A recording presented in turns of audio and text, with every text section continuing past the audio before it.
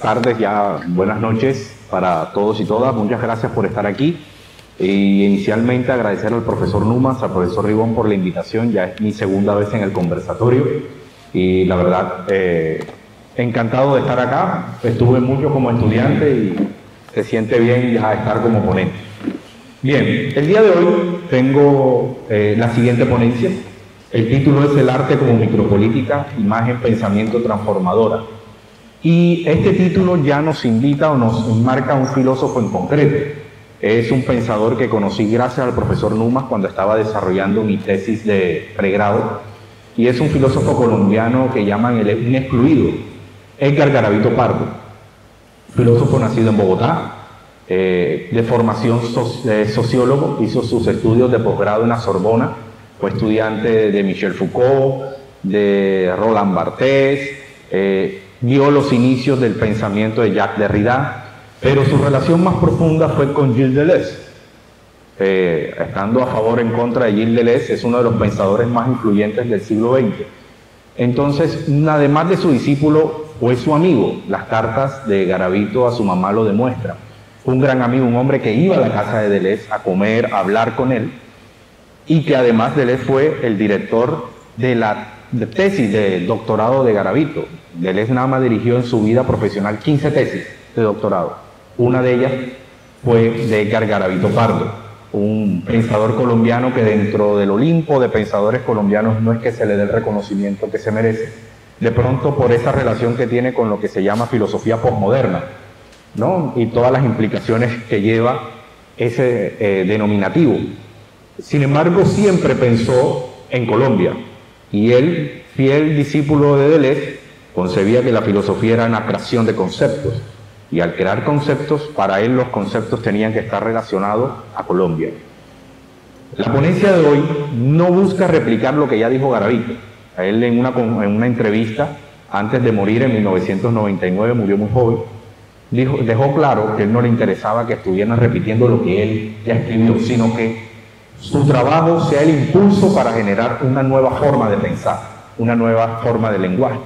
Y digamos que eso es el intento de hoy, tratar de tomar su filosofía, sus conceptos, para poder analizar un aspecto trascendental en Colombia, y es cómo cambiar la imagen-pensamiento en el país para así generar un país nuevo.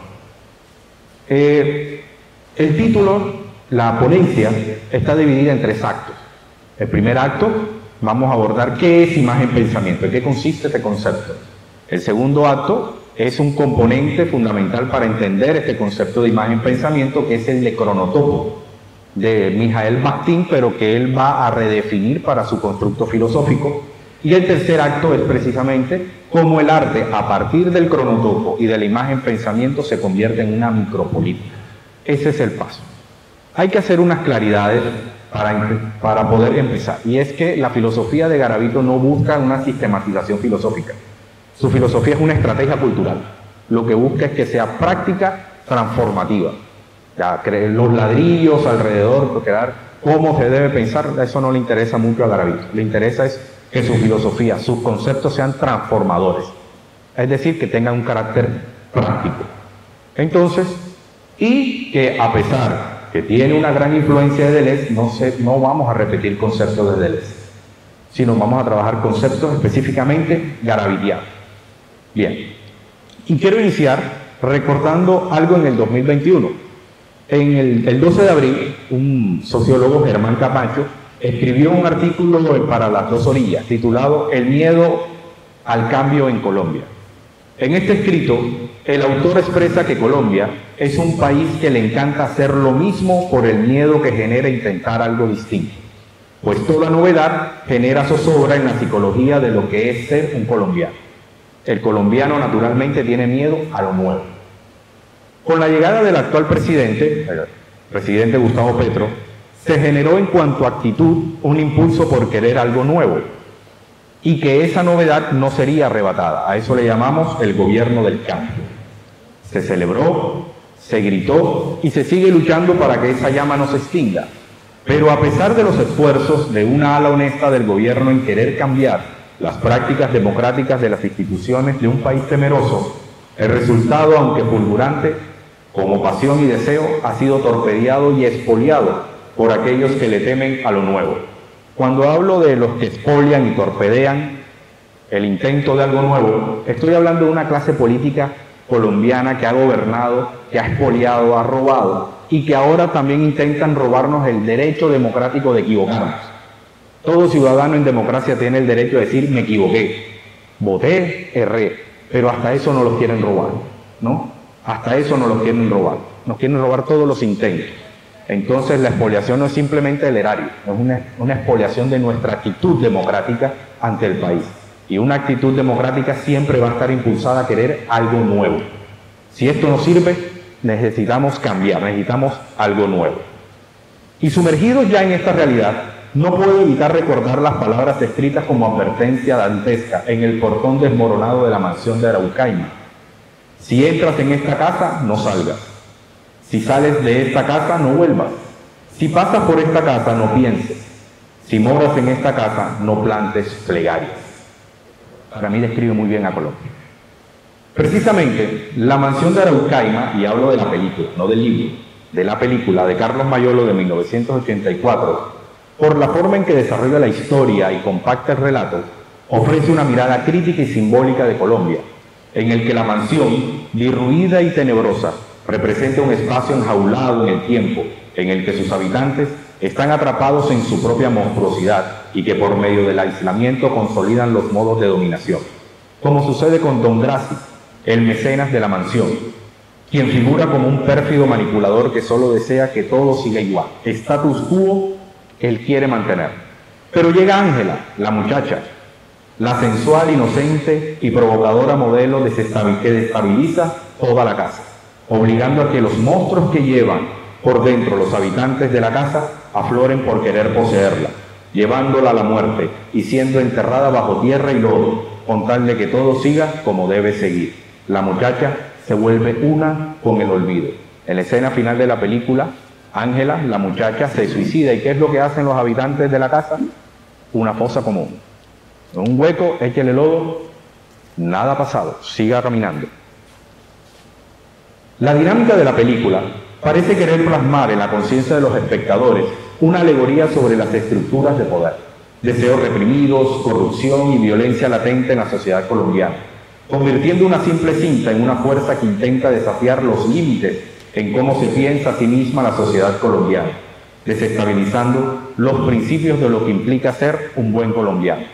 La moralidad oculta de la bestia y lo erótico se transforman no solo en placer, sino en una fuerza destructora. Mayolo termina impulsando una imagen pensamiento transformadora sobre un país que vive del oculto y la represión. Entre más invisibles estés, más colombiano eres.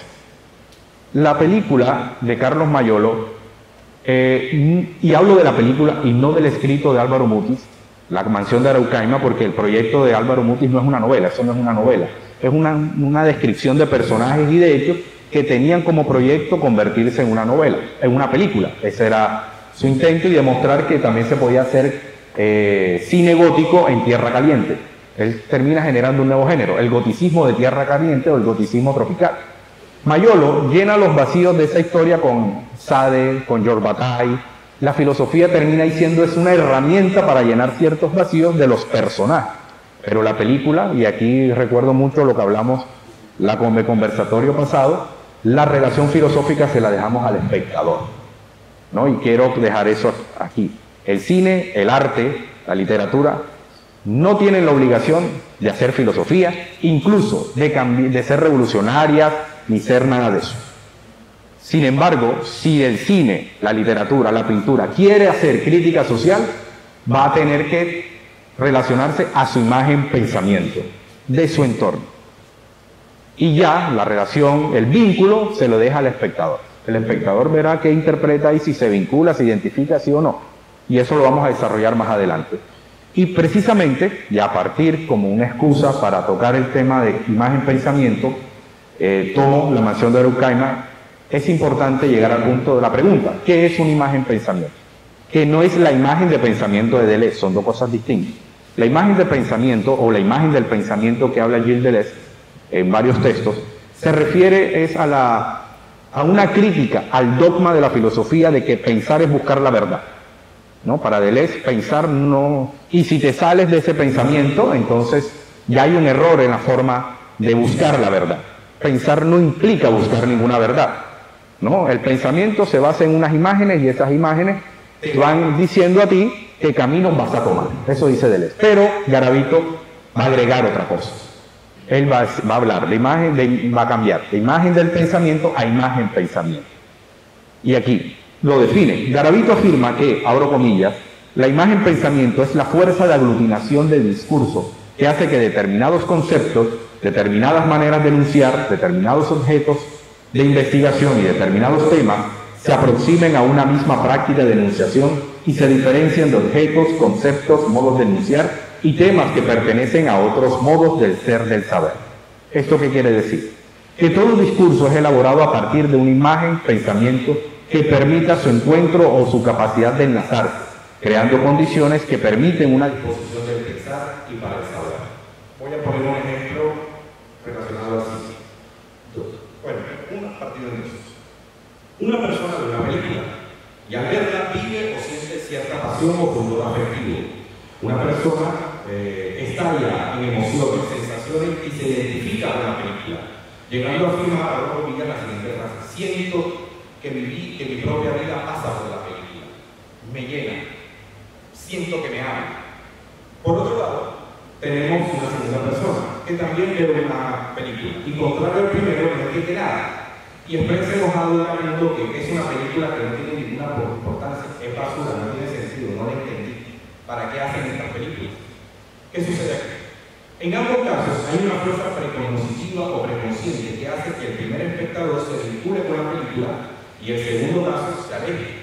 Es decir, en esta relación hay imágenes de pensamiento distintos con los cuales se pueden formar representaciones que permiten analizar las cronologías y subjetivaciones en la sociedad. La relación espectador-cine, música, incluso pintura, literatura, parte de esas zonas precognitivas, unas imágenes de pensamiento previo que nos permiten a nosotros vincularnos a ese tipo de cine, a ese tipo de literatura, a ese tipo de música. Establecen, nos identificamos a partir de eso. Por ejemplo, no es lo mismo vamos a poner un ejemplo, no es lo mismo la persona que se vincula y disfruta de una película de Stanley Kubrick a una que ve, no sé, Linterna Verde. Hay vínculos totalmente distintos. Ya hay unas zonas precognitivas, preconscientes, imágenes, pensamientos, que me dicen que a la persona que de pronto disfruta de estas películas de Linterna Verde o de Neo Génesis Evangelio, no sé, dice, esto sí me dice algo, entonces, pero Tarkovsky no me dice nada. No me dice nada porque no soporto una cámara 7 minutos con la misma toma, con gente y entrando saliendo del cuadro. Pero entonces viene una persona que de pronto disfruta de esto, ve una cuestión de esta, con pantalla verde, CGI exagerado, de mal gusto, y dice, esto es basura. Yo no soporto esto, yo no sé para qué cagué. Esto es lo que me ofrecen el horror. Fuera de aquí. Y eso tiene que ver con los vínculos, las imágenes, pensamientos que estamos estableciendo previamente. Eso es un ejemplo sencillo. Ahora quiero hacer dos ejemplos filosóficos de imagen y pensamiento. Y voy a usar dos filósofos, René Descartes y Friedrich Nietzsche. Estos imágenes, pensamientos, Garavito tiene un nombre, gritos filosóficos. Para él, el filósofo es un atleta. Siempre está en un proceso físico y cuando logra la meta, ¿qué es lo que hace el corredor? Gritar. Grita fervoroso. Entonces, cuando encontramos un concepto que puede revolucionar, que puede cambiar, hacemos un grito filosófico. Entonces, Garavito, a partir de estos gritos filosóficos, pongo el primer ejemplo. Pienso, luego existo. Pienso, luego existo de René Descartes definirá la filosofía del siglo XVII y que todavía se agita en pleno siglo XXI. Para que este grito fuera posible, eran necesarias unas condiciones que permitieran que el pienso, luego existo, se articulara con su tiempo y espacio. Por ejemplo, la revolución científica que cuestionó las bases tradicionales que todavía estaban influenciadas fuertemente por la Edad Media, la crisis del cuerpo filosófico católico provocado por el resurgimiento del protestantismo y otro, el impacto del método científico que cambió el sendero del saber. pues se logró crear una vía más sólida para obtener verdades reales y absolutas. Aspectos que llevarán al francés, a René Descartes, a decir: no se puede seguir pensando igual, hay que pensar de una manera diferente. El otro ejemplo, el segundo, de otro grito filosófico, es de Nietzsche, voluntad de poder. Un grito filosófico que definirá algunas, bastantes en realidad, vías del pensamiento del siglo XX y que resuena con fuerza en el siglo XXI.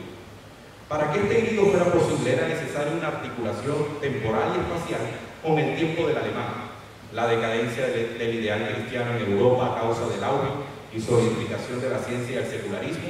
Dios ha muerto y nosotros lo hemos matado, es la frase concreta, real, no es simplemente Dios ha muerto, es Dios ha muerto y nosotros lo hemos matado.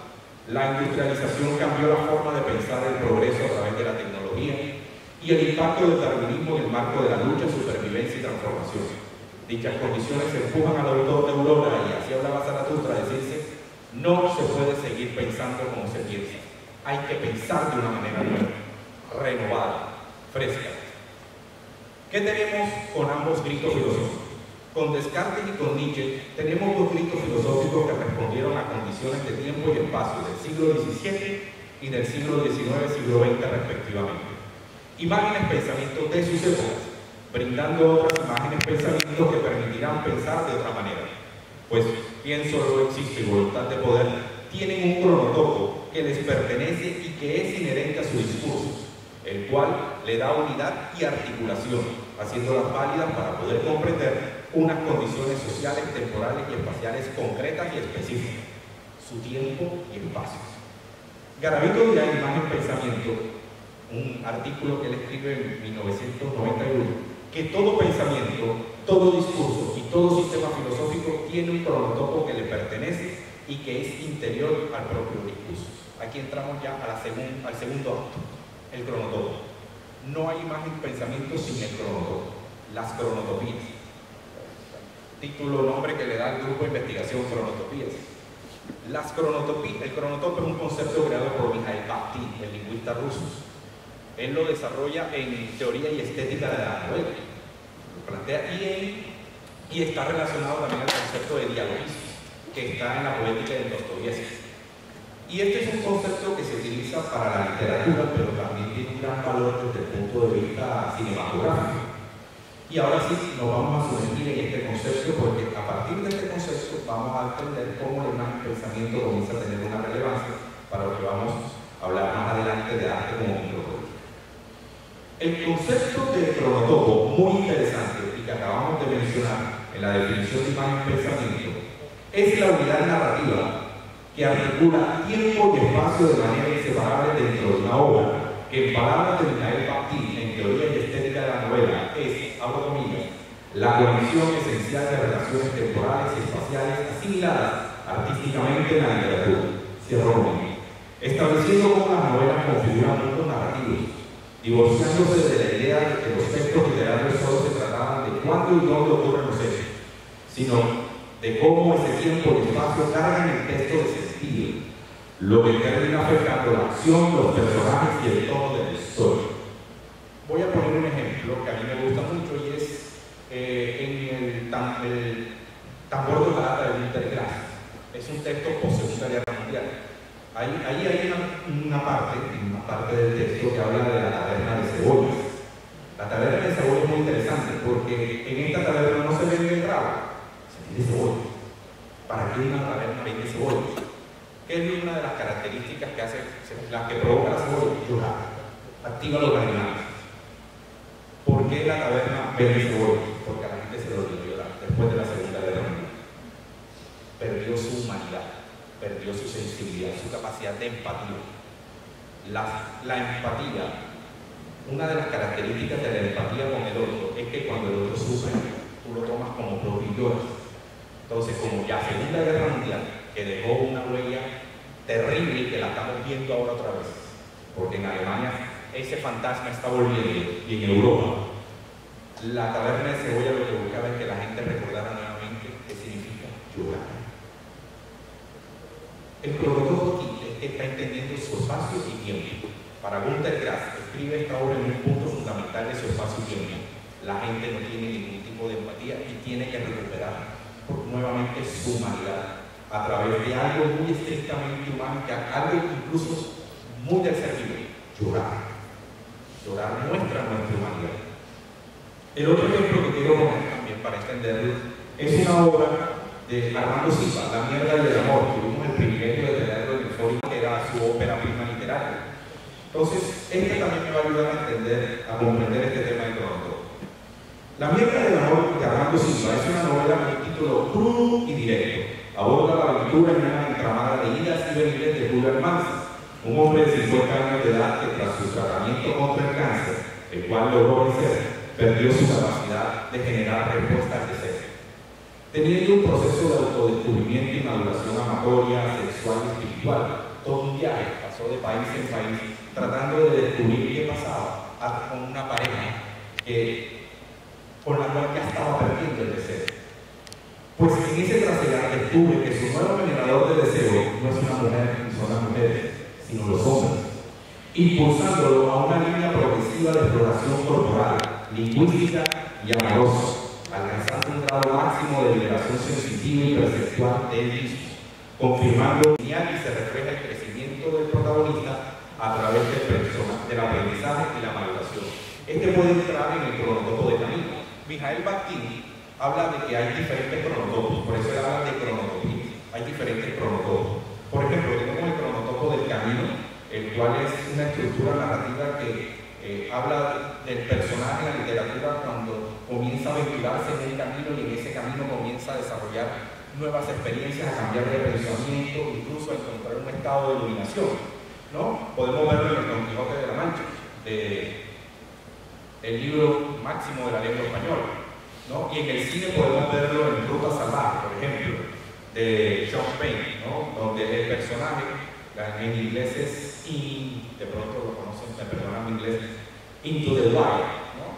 Ruta Salvaje está en español, es un personaje que emprende un viaje por montaña tratando de descubrir quién era él, que deseaba, cómo buscar. Es un ejemplo cinematográfico y literario de un cronotopo del camino. También hay el cronotopo del castillo, el que está ligado, por ejemplo, al castillo de Kafka, a la metamorfosis de Kafka también. En Kafka hay mucha referencia al cronotopo del castillo. Y en una película, estoy seguro que está El ángel exterminador de Buñuel. Todo ocurre en una mansión y toda la película pasa ahí. El otro ejemplo de cronotopo es el cronotopo bubónico o idílico. Ahí están los idilios de Teócrito, una obra literaria. Y en el cine podemos hablar de Llámame por tu nombre, Call Me by Your Name, en inglés, que todo ocurre en una villa campestre de verano francés y este muchacho en este campo idílico conoce el amor perfecto, un amor homosexual o erótico, pero encuentra su verdadero amor y termina emocionado dentro, porque también el idilio no es simplemente perfección, también hay dolor en el idilio. Entonces, tiene todas esas sensaciones. Entonces, un ejemplo de cronotopo bubónico e idílico. Esto hablando específicamente de Bakhtin. Ahora, el cronotopo de Garavito no es el cronotopo bakhtiniano. Él lo toma y comienza a desarrollar su propia definición de cronotopo. El cronotopo bakhtiniano no es el cronotopo de Garavito. En el artículo Tiempo y Espacio en el discurso de Michel Foucault, Garavito define el cronotopo. Dice que podemos proponer que todo pensamiento, todo discurso y todo sistema filosófico tiene un cronotopo que le pertenece. Ya habíamos hablado de eso. Y que es interior al propio discurso. Por lo que esta perspectiva es, en el Garavito, la que puede decirnos algo sobre el acto de pensar y enunciar. El cronotopo de Garavito no es literario, sino crítico. Y consiste, teniendo en cuenta la definición anterior, en una forma de pensar el tiempo y el espacio. No como categorías, sino como flujos internos de la experiencia humana y la construcción de subjetividades, dándole forma a una estética del pensar. ¿Qué es la estética para Cortana? Una relación espacio-tiempo en el discurso filosófico que le permite al acto de pensar y enunciar dinamismo y fluidez en la generación y construcción de conocimiento. Es decir, que las cronotopías para Garavito son algo que va más allá de la literatura, sino que es una herramienta filosófica para pensar la existencia como dinámico cruce conectivo y comunicativo de tiempo, espacio y subjetividad. El cronotopo del pensamiento garavitiano es un eje transcurso que desmonta la forma fija de la identidad y provoca deberes en la vida. Garavito usa la cronotopía como una herramienta para pensar, por ejemplo, el tránsito de las identidades y hacer una crítica de la identidad fija, sea biológica, jurisprudencial y cultural. La subjetividad como acontecimiento, pues en vez de ver una subjetividad estable, propone una subjetividad que se despliegue en el cruce de tiempo y espacio, provocando una constante transformación, vinculando la subjetividad al concepto de transcursividad. Precisamente, la tesis doctoral de Garavito se llama La transcursividad, crítica de la identidad psicológica, este libro que está aquí. Este texto lo dirigió en interés por su tesis doctoral. Aquí está todo su conducto y su concepto fundamental es la transcursividad. Incluso voy a hacer un paréntesis de algo que dice Deleuze sobre Garavito que me gustaría compartir ahora que lo veo acá atrás. Esto es lo que dice Deleuze sobre Garavito. Es que Garavito ha demostrado grandes capacidades para la investigación y la comprensión de los autores. Sus cualidades me parecen excepcionales. Fue uno de los mejores estudiantes que tuve a nivel de doctorado. Entre mis amigos, él es uno de los más rigurosos y talentosos y uno de los más familiarizados con mi pensamiento. Para Deleuze, Garavito es un tipo brillante. Por eso creo que a veces me parece injusto no darle la importancia que merece simplemente por el camino que decidió recorrer. Y cuando lo conocí, al profesor Numa, y lo conocí con este libro, que el profesor Numa me lo regaló para mi tesis, me pareció extremadamente y cambió mucho de mi trabajo filosófico. Entonces la transcursividad es un cambio constante de funciones, de voces, ¿no? El ser humano tiene que buscar siempre transcursos para evitar ser capturado. A ti te capturan porque eres estable, te fijas en una identidad. Si tú te fijas en una identidad, eres fácilmente capturable. Sufre transcursos, transformaciones de pulsiones, varias voces. ¿Para qué? Para evitar ser capturado por el sistema hegemónico o ser domesticado, que es lo que siempre busca, evitar domesticar. Digamos que en el momento actual de la liberación transexual, transgénero, él estaría feliz, ¿no? Llegó el punto y creo que él es uno de los visionarios de lo que está viviendo Colombia ahora mismo. Pero él haría una crítica a eso. El problema del transgénero y transexual es que se queda con una identidad. Si él se queda con una identidad, es fácilmente domesticado. ¿Y quién es el que va a sacar provecho de ahí? Coca-Cola, Pepsi. Coca-Cola apoya el festival de la Gay Pride. Entonces tú ves Coca-Cola con el arcoíris. Ya dejó de ser revulsivo, ya dejó de ser contestatario para ser parte del sistema. ¿Por qué? Porque te ubicaste en una identidad. Te fijaste de una manera estable y el mercado, capitalismo, hegemonía, se aprovecha de eso. Inmediatamente te convierte en un símbolo de eso, perdiste. Entonces habla simplemente de entrar en ese proceso de transcursos. En una clase que leí de doctorado en la Universidad Javeriana, había una estudiante que quería hacer un trabajo sobre los indigentes. Entonces, no, vamos a hacer un estudio de casos, y él le dice, ¿qué vas a hacer? Transcursiva de un indigente. Pasó un mes como indigente. ¿Quieres saber? ¿Quieres a primera mano qué es lo que vives y hacer? Conviértete en un indigente. Por un mes, vete, busca un carricoche y comienza a caminar a Bogotá a las 12 de la noche, con frío, con lluvia, y ahí tu trabajo va a tener un verdadero valor porque estás hablando directamente de lo que estás sintiendo esa persona. Transfórmate en eso. Ese era su método de trabajo. ¿Quieres hacer un trabajo sobre culturas indígenas? Vaya para allá. Viva lo que vive un indígena en Tayrona, un Emberacamí, vaya para allá. No, es muy bonito en el escritorio hablar de Emberacamí y tal, mientras no, vaya para allá. Ese es el trabajo que tiene que hacer un filósofo desde el punto de vista práctico. Por eso él habla de su filosofía una estrategia. Bien, entonces, a partir de esta transcursividad, lo que se busca es ver la existencia como una estética, es decir, una práctica vital, como línea de fuga que atraviesa el texto y la vida cotidiana. Las cronotopías permiten pensar la filosofía como la vida misma, no como un sistema cerrado, sino como una práctica transformadora, estética y micropolítica, y que es precisamente el cronotopo el que conduce a que la imagen pensamiento alcance el grado de micropolítica. Pero antes de llegar al tema micropolítico, quiero ejemplificar el aspecto cronotópico de Garavito, a diferencia del de Martí, y utilizaremos nuevamente el texto de Armando Silva, La mierda del amor. mientras que el cronotopo aquiniano hablará específicamente de estas estructuras literarias, de dónde se están moviendo los personajes, el espacio-tiempo narrativo. Garavito haría el siguiente análisis. El cronotopo, en el sentido garavitiano en esta obra, sería el espacio-tiempo de transformación del deseo. Eso es lo que está viviendo Julio Almanza, una transformación del deseo, en la que lo corporal, lo marginal, lo espiritual se entrelazan, y en el que se plantea un discurso sobre la identidad sexual como construcción, en la que el género hombre y el género mujer son visiones simbólicas más que esencias naturales. Un discurso sobre cuerpo y deseo que se mueven entre lo sublime y lo arquetípico, en el que, como dijo George Bataille, lo sagrado se alcanza a través del impuro. Un discurso sobre la sexualidad vivida entre soledad, hiperconexión y experimentación. Todo un viaje entre lo normativo y lo oculto. Aquí hay un capítulo muy interesante que toca a través de Julio Almanza lo que son las amores interconectivos.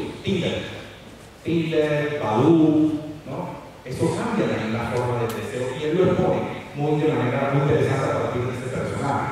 En consecuencia, a través de la visión de cronotopía de Garavito se puede vislumbrar en la mierda del amor que no hay respuesta cerrada sobre el cuerpo, el amor y la identidad.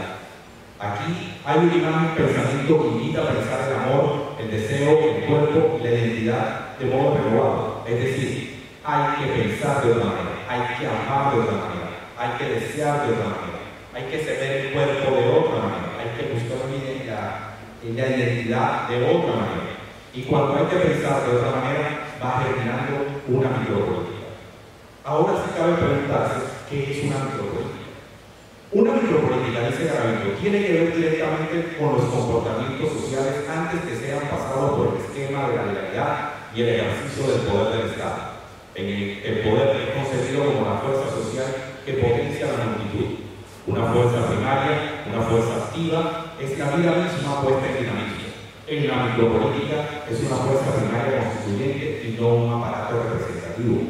Digamos que Garavito, después de los fuertes movimientos ciudadanos que llevaron a Gustavo Petro a la presidencia, él diría personalmente que eso es micropolítica. Inmediatamente llegas al Estado, dejas de ser micropolítica. Una micropolítica no se legaliza, una micropolítica no se explota comercialmente.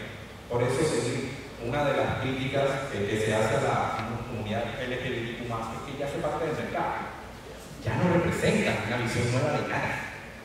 Ya, Coca-Cola se aprovecha de ello, Pepsi se aprovecha de ello, Sara se aprovecha de ello. La marca, todas las marcas, cuando llega la etapa de la Gay Pride, ellos comienzan a hacer dinero con eso. Entonces Garavito dirá, no, ya no dicen nada. Sí, permiten que sean visibles, pero ya no son una micropolítica, ya no son una política menor, que trata de hablar de esa clase popular que de pronto no tenían voz, ya tienen voz, y tienen tanta voz que hacen parte del mercado, capitalista, estatal, ya hacen parte de él, ya dejan de ser una micropolítica porque ya son legales.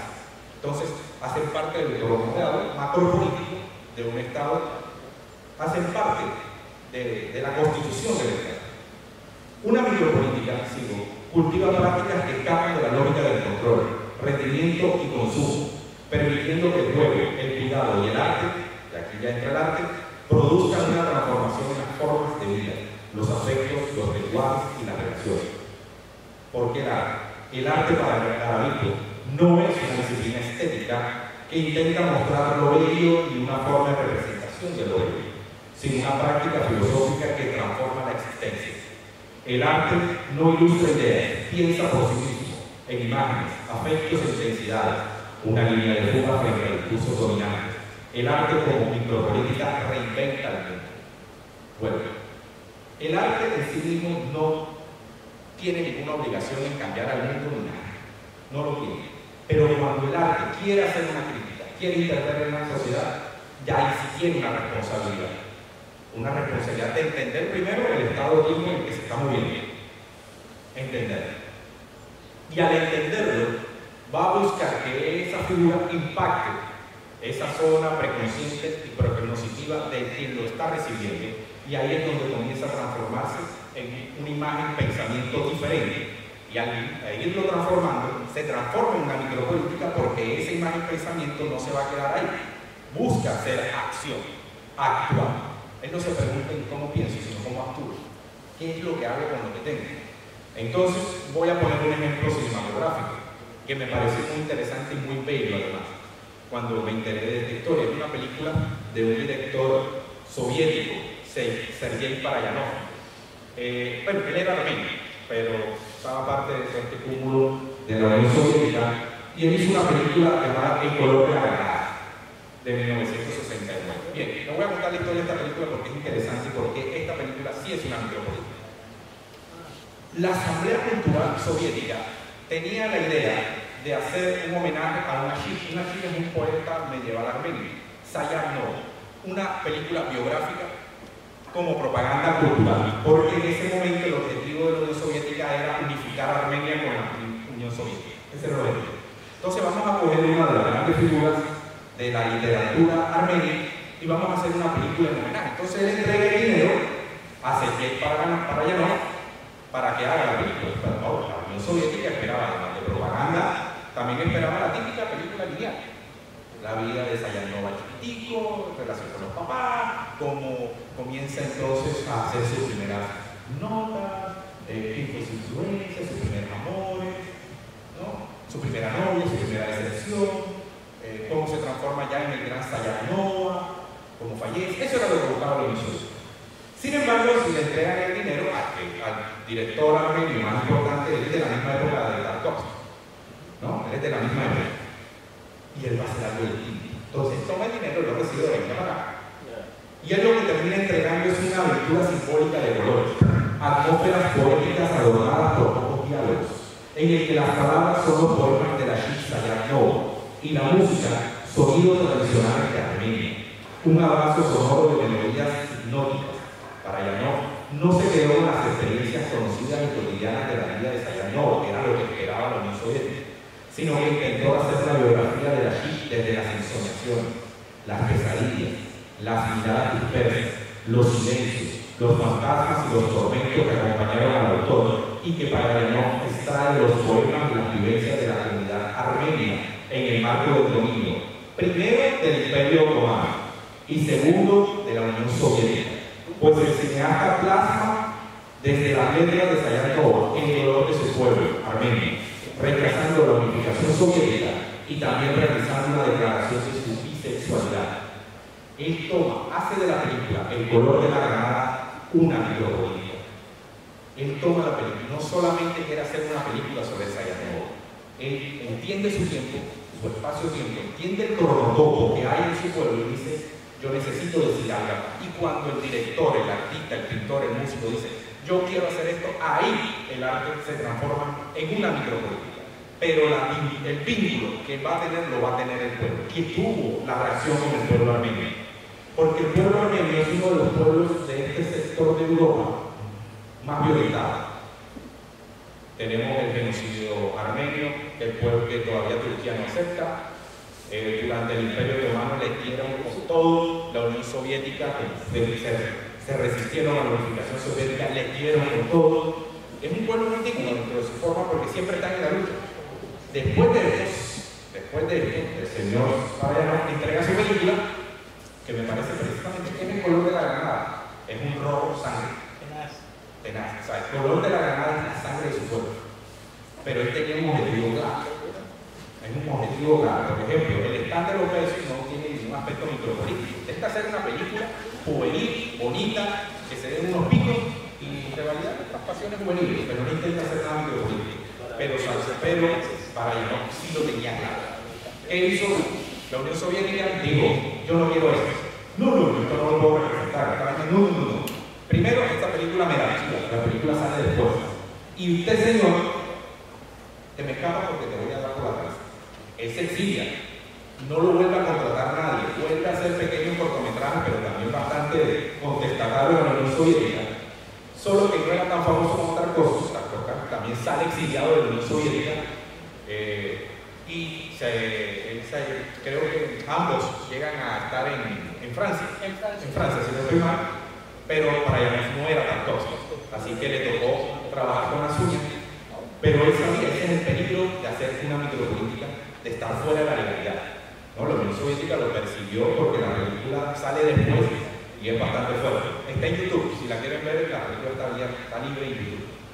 Entonces, este es un ejemplo, por ejemplo, desde el punto de vista cinematográfico. Ahora quiero dar un ejemplo desde el punto de vista de la música y quiero usar a una artista barranquillera, Geraldine Acevedo. Geraldine Acevedo, para su tesis de maestría en la Universidad de Quilmes, presentó una pieza musical llamada El espíritu es la oveja consciente. Este es un fragmento de un poema de Henry Dickinson. Y en este, me parece muy interesante lo que hizo Geraldine, está en YouTube, pueden buscarlo. Dice, ¿qué es lo que hace Geraldine? Invita a asimilar la escucha de una manera transformadora en la que el cello y el procesamiento real te crea un mundo fuera de lo que es la creación sonora institucional y reinventa el modo en que escuchamos, sintiendo la vida transformarse. Es un experimento ético y estético. En la obra de Acevedo hay una micropolítica.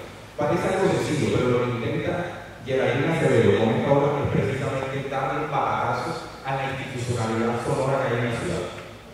Barranquilla hay una institucionalidad sonora. Aquí te dicen que para todo músico, este es el camino que tienes que seguir para que suene, para que te escuchen, para que te contraten. Pero ¿cómo? ¿Pero qué dice Geraldine en esta obra? Por eso el espíritu es la oveja consciente. ¿Cómo escuchamos? ¿Dónde está el espíritu micropolítico de la obra de Geraldine? Es decir, que escucha de otra manera. Hay que escuchar los sonidos de otra manera. El sonido de la abeja, el sonido de la cuchara, el sonido de la pecera.